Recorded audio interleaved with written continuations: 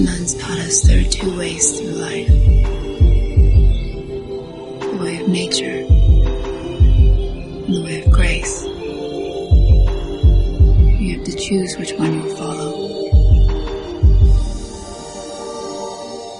Welcome, everyone, back to another edition of Let's Take 5, the podcast where we talk about one of the greats of cinema and discuss their excellence and range. My name is Eric Martindale. My name is Austin Ligger. Today we are continuing on our Terrence Malick 5. The previous film we covered was Badlands. Today we're discussing Days of Heaven. After this, we'll discuss The Thin Red Line, A New World, and Tree of Life. But today we are talking about Days of Heaven. It was a 1978 film, I believe, and then he didn't make a movie for a very, very, very long time. So this was towards the end of the 70s, and the beginning of the 70s he did Badlands. So Days of Heaven, what is it about? Well, it's about the life and times of kind of two con men, one woman, one male, in a pre-World War I era America. Richard Gere, playing one of the con men, kills someone in Chicago, so he has to flee, and he flees taking a woman with him who's his lover that he claims to be a sister, and I think his little sister, too?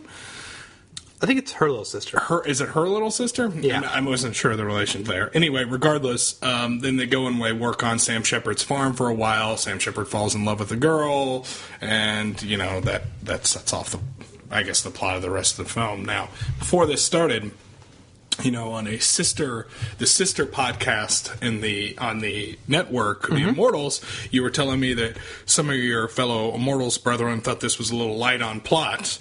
And then you made the argument, well, actually, it's densely heavy on plot when you compare it to other Terrence Malick films. It has the most plot. Most plot. And actually, so I think that kind of comes from two points of view, right? Like, to me, I saw a lot of similarities in the way the story was told in this film, or at least the way I felt leaving the film that I had with No Country for Old Men. And let me explain on that.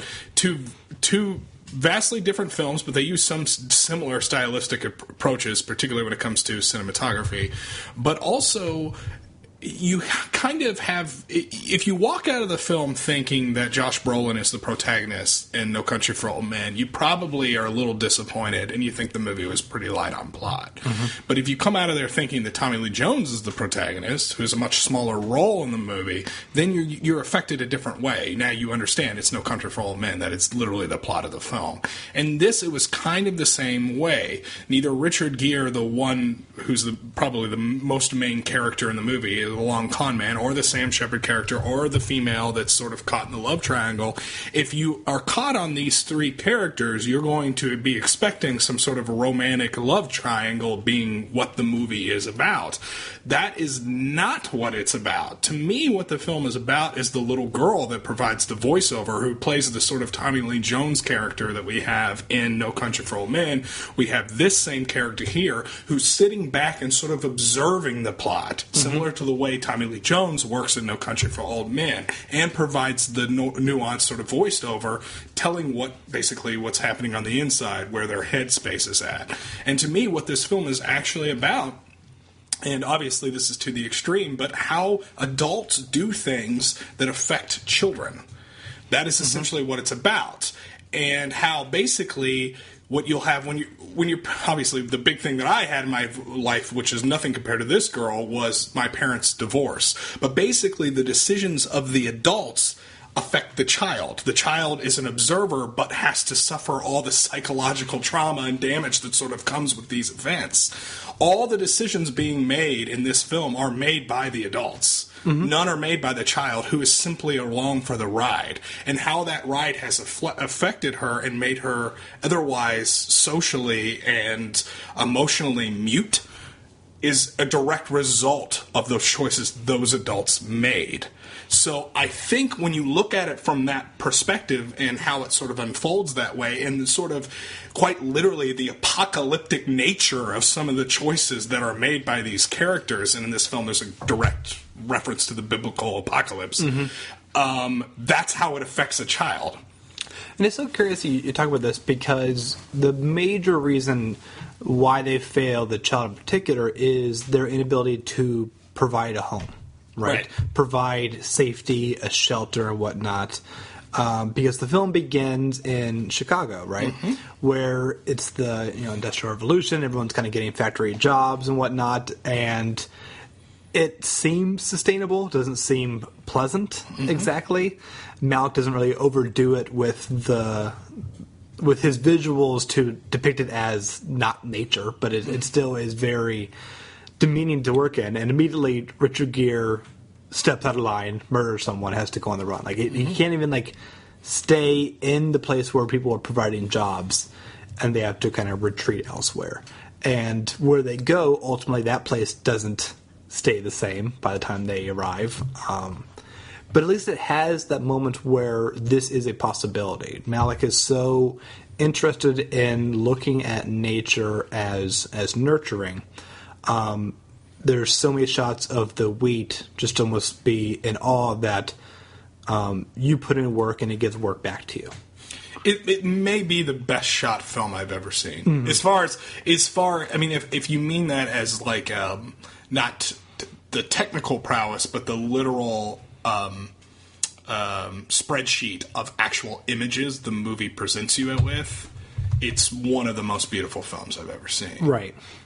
And it's such a interesting. This is what he gets more clout after Badlands. This is what he makes, and it's such a gorgeous depiction. And the way he just films nature. I mean, obviously he has so many religious overtones in all his films, but it really is a testimony or a painting to the possibility of God's creation. Right. This is gorgeous because of a higher design. Yeah. And luckily it's not him just patting himself on the back, look at me film this, I am God. No, it's not. It never seems indulgent, and I think the reason why it never sees that or seems that way is because all the shots happen very, very naturally. Everything sort of makes sense.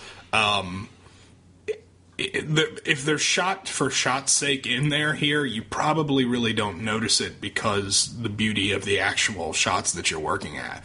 But each image they're showing you in this film is depicting something, and it's telling you something about the current way of life that these people have. And by these people, you see a bunch of transitory people migrate to Sam Shepard's farm to actually, work as farmhands to get paid $3 a day or whatever into this sort of grueling, labor.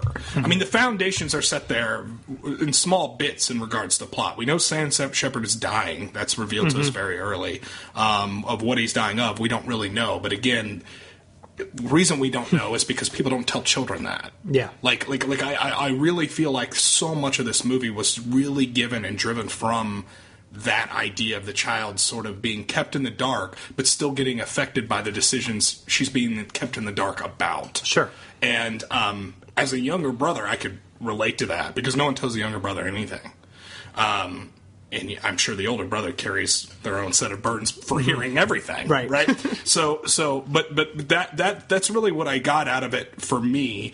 And I think that if you go into it, this is one of those films that's probably billed as a romantic love triangle in the same way Royal Tenenbaums would be billed as a comedy.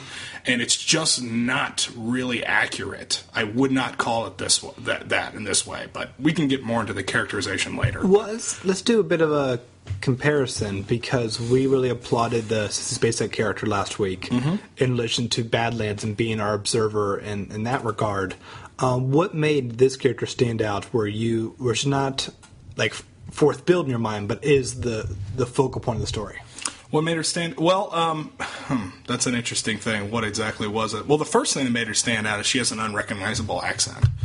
I mean, that accent's not Chicagoan. I don't know what that is. It's like a mix of Jersey in there or something like that. And then she had sort of an unidentifiable age. In certain light, and I do think this was on purpose, in certain light she looks kind of like an ugly girl that's 8 years old, like an ugly child, and then she looks like a beautiful child in certain lighting. And then sometimes she looks 14, and sometimes she looks 7 or 8 or something like that. So it was really trying to get a handle on who the character is, because she's mostly in the background and mostly in the shadows. And why exactly is she providing this voiceover? I know. So for Terrence Malick, we'll get to this with the Thin Red Line more, because I feel like that voiceover is more open for debate. Like, why are we actually having it? Yeah. But in this instance, what honed in on her first is because she's the one talking, she's the one relaying the story, and there's usually a reason for that. And I understand with Terrence Malick that's an open point for debate, right? Mm-hmm. But I really latched onto that first and say, okay, why is she telling me the story? Which I feel like, again, I keep going back to it, but with No Country for Old Men, why is Tommy Lee Jones talking? Mm-hmm. Because this is his story. It's about the struggle of being left behind. And there's also the idea of both characters. I never would have thought about comparing these films, but like, if both characters, since they are a step back, they can kind of see the whole. Like, part of Richard Gere's downfall is that there's just so much unnecessary lying. Yeah. Right? Mm-hmm. Like, they're just not getting it. And through these lies, he has a broken relationship with this woman as well, because they're just not communicating the way they ought to. They're not living a life that is sustainable for romance or just providing for this miniature family they have. And it's just the whole thing's a dumb idea anyway. Yeah. As far as like, I mean, the plan in the film is that once they realize Sam Shepard is in love with the girl, then Richard Gere tells the woman that we'll just use him for his money, and we can use his money. But rather predictably, the woman ends up having feelings for Sam Shepard as well. At least I think she does. I think she does as a point of contrast, if that makes sense. Because Richard Gere has no structure, ambition, or appreciation for the things that she likes. Mm-hmm. And Sam Shepard has a bit more of that in a way that there's no need to hide affections. Well, they both need each other in a certain way. Well, all of them do, but they both need each other in a certain way. He's dying, and he wants to have some companion in his final days, and he sees it in her as a rather lovely woman, and seems really nice and fun and outgoing and gregarious. And she needs the money. She wants the stability after, again, being so transitory like she was. And money is such a curious thing with this movie and the previous one, because in Badlands, it's just an abstract idea like, oh, we should have money, even though they aren't really clamoring for it. Mm-hmm. This one has more of a grounded sense of like, we need money to survive in these times. But part of the reason why this farm is so idyllic is because it seems to be just perfectly sustainable. Mm-hmm. You know what I mean? Like, yes, these people are getting underpaid, but like, he's not like the fat cow, kind of thing. Like, that's a thing. It provides for itself. That's a thing that I'm really observing with Malick films in this. And again, we'll get into this in the next film as well. But like, he does a great job of making villains or villainous characters not actually villains. Yeah. They exist as blockades in order for protagonists to achieve a goal, but they're not usually bad people. What they usually are is people just trying to do the best they could. They're unhappy people. That's a great point. That's different, because like, I am just thinking ahead of the films we're going to cover soon. Like, there's no one twirling a mustache. Mm-hmm. We're even about to do a war film next week, and that's not the case. Like, it's not a very clear good versus evil war film. And Sam Shepard could be seen as an antagonist here, but he's not. Yeah. It's really the greatest antagonist is Richard Gere's failures. Right. That's true too. Just all the damn lying. Without the lying, it doesn't really precipitate too much actual action happening throughout the course of the film. So it's weird because, maybe it is light on a plot as far as like A to B to C, and I don't know if we reach G. You know what I mean? But as far as the actual wealth and rich of the actual content you're getting, I don't mind saying this was quite a bone to chew on when I watched this. I mean, I do think it's one of the better films I've ever seen. Like, it affected me that much. Because I could relate to that child. Like, I had an actual... what that kid is going through is way more than I do. But the way that voiceover is delivered, so dead, so monotone, so this is kind of what happened. And it seems to be an actual direct result from these experiences that she had. And it's so sad. Yeah. Like because... in such a beautiful movie where not that many sad things really happen, I can't imagine her 10 years from now, in her 20s or in her 30s, and how these decisions that these adults made have shaped her personality in such a deadpan sort of way. I mean, she loses everything through absolutely no fault of her own. Right.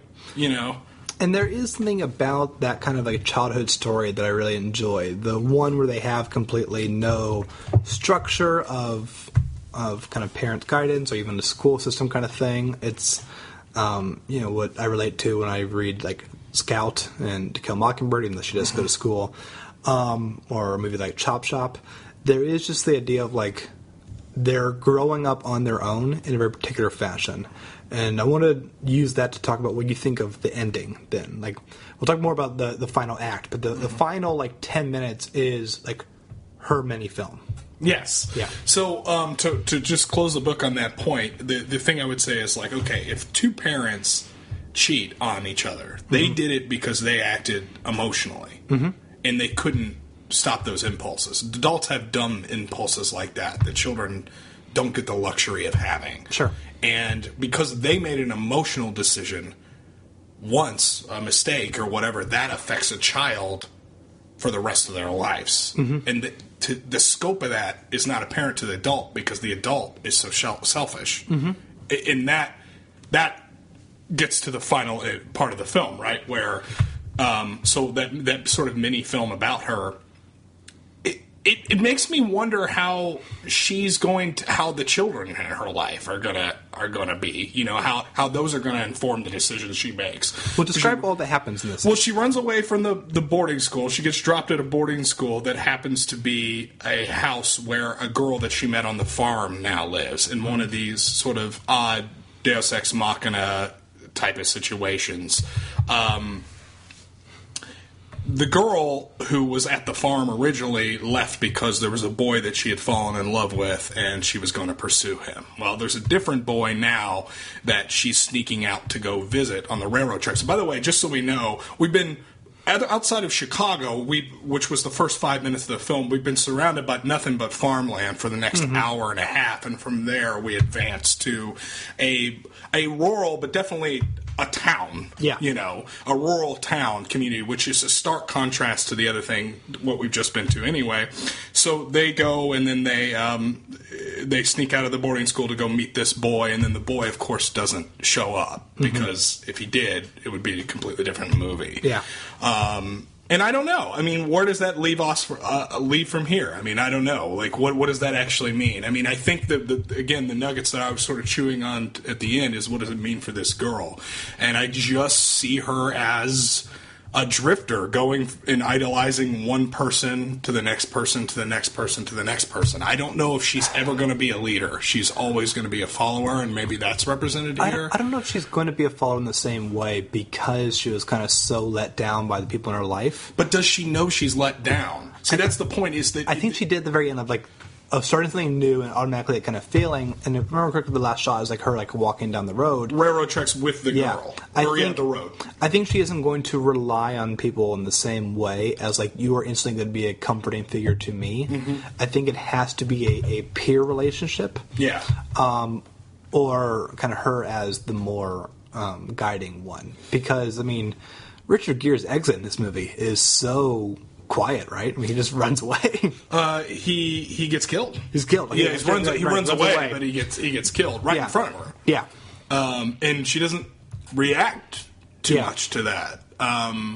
Again, that's where I go back to. Is just because I don't know. She's been sort of jacked around and screwed over so many times that I don't know if she's ever going to be able to form a capacity to know when she's been wronged and rather just accept that as being a function of being alive. Just part of life. It's just these things happen and c'est la vie, like pretty much. I don't want that to be the case, but it almost seems like that's what's being represented here.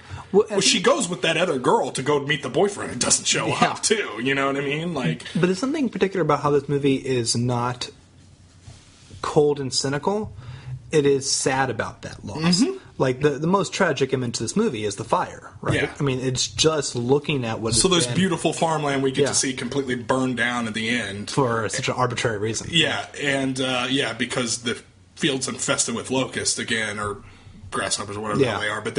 But again, it is meant to evoke an apocalyptic type feeling. Sure. I mean, literally with the locusts, but also the fact that the fields literally burn down. Yeah. And and God giveth, God taketh away. Right. And you can live off this, and now you can also just die off this. And it's such a, it's still utterly beautifully shot. I mean, the fire is just, it's incredible. You can't stop looking at it, but you just feel so. Never felt emotionally connected to wheat before. Even when I play Settlers of Catan. Now, do you know the cinematographer controversy in this film? So there's a billed cinematographer, and I believe he's billed as and assisted by another cinematographer. Okay. Well, that assisted by has more shots in the film than the person that's credited as the cinematographer who won an Academy Award for the film. Interesting. But it was some... It's a major guy, right? It was. Yeah. And I can't remember right now, but it was, it's one of those Hollywood union bullshit type of scenarios where someone probably owed a favor to somebody and someone got billed or whatever. But the guy actually went to the film, the assisted guy and actually marked down every shot that he made. Oh, really? As opposed to the shot the other guy made. And it's really kind of funny because, the movie doesn't feel disjointed in that regard because every shot in the film is absolutely gorgeous. But it's just funny that should happen on a film where cinematography is probably the strongest suit of the film, to have that. Yeah, it's so curious. This is someone who worked with, the credit cinematographer did Sophie's Choice, Truffaut's The Last Metro, Kramer vs. Kramer, fascinating documentary Coco, a Talking Gorilla. But none of these films, some of these are really good films, but none of them look as like good. Days of Heaven. Or look like them, yeah. Yeah. And Sophie's Choice looks great too. I wish I knew what that was now. I brought up a fact and I don't even have the... I'm fascinated by this. I'm trying to pull it up on my phone, Days of Heaven. It's also funny because it's so weird for me to think of a cinematographer that isn't Malick. Because I always picture Malick holding the camera because, the way he shoots is he decides so many shots on the day. And a lot of it is just kind of waiting for magic hour, and now... Oh, yeah. Basically the entire film is shot in the magic hour. Yeah. Almost the entire thing. And by that, assume if you're listening to this podcast, you know what the magic hour is. Just in case. It's the hour after sunrise and the hour before sunset where there are no shadows, and you get that perfect lighting on the... It's beautiful. It's beautiful to shoot there, and you could shoot days and nights on that same hour, and you can't tell the difference. And it's just the shadows look gorgeous, the lighting's beautiful. That's why they call it magic hour. Yeah. So, everybody knows. Something I want to bring up with you because you have this theater background. Have you seen Sam Shepard act this much? Because he is a renowned playwright. Yeah, he's a renowned playwright. Sam Shepard is. He's done some incredible plays. True West being my favorite of his plays, and Simpatico, which is a big one. He was always his big complaint always against Sam Shepard was that he didn't really give a voice to women, and the reason is because he couldn't write them. Sam Shepard would flat out tell you that. I had seen him act in other stuff before. He's so good in the right stuff. Yeah, that's what I've seen him in. I was trying to think, what is that movie, the other big movie that I've seen him in? He's a good actor. He fits, I think, the best into Malick's point of view. Oh, sure. Not that Gear is not very good in this, or the female lead, but Sam Shepard just kind of embodies that world of, like, it's not a... No performance is supposed to be showy in a Malick film. It's supposed to be very, like, lived in. Mm-hmm. Well, he just gives off that sort of farmer / cowboy / live off the land type foraging vibe. Like, Sam Shepard just exudes that. And he made his living in, like, Colorado or whatever. So, like, he lived in the West. Yeah. So, like, that was his thing. And a lot of his plays are about panhandle country and, you know, shit like that. And that was sort of what he dealt with. And a lot of times, too, a lot of his plays dealt with, like, the dangers of tiptoeing into, like, hostile masculinity and what it means when, like, how sort of the lion's pride type of thing and how that sort of works. So it's interesting here, of course, to see him and dueling in a love triangle. He doesn't come out looking bad in this film. No. Like, I know, like we mentioned that earlier as the antagonist. It's kind of the same way with... to a lesser extent, but it's kind of the same way with Martin Sheen in Badlands. I mean, Badlands, he's obviously he's a murderer. I mean, he's a really bad person, but you have some weird sort of empathy for him, you know? Not as much here, because he's very, very bad in that film. But then when we get in Thin the Red Line, we'll discuss Nick Nolte's character in that film as well. Like, again, and I'm sure Brad Pitt in Tree of Life. I mean, are these bad people, or are these... people doing what they think is the right thing, and that makes it better. I mean, it qualifies it in such a way where I don't feel like it does.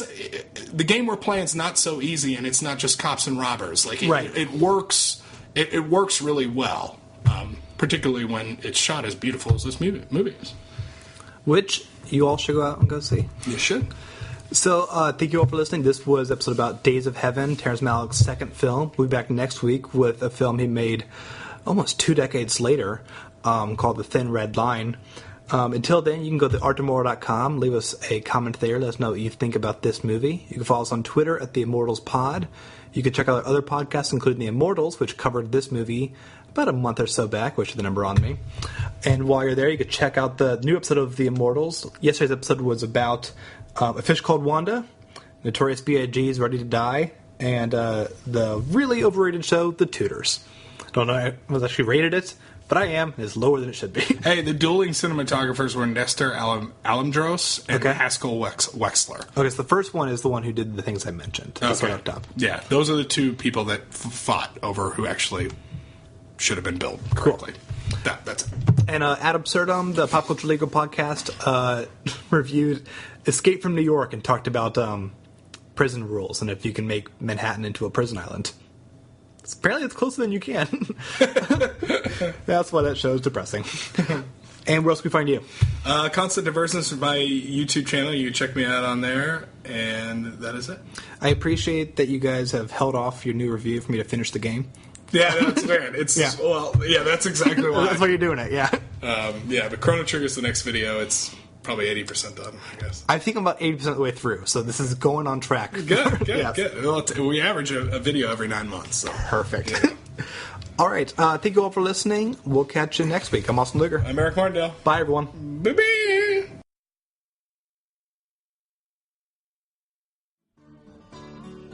We found cop. The sun looks ghostly when there's a mist on a river and everything's quiet. I never noted before.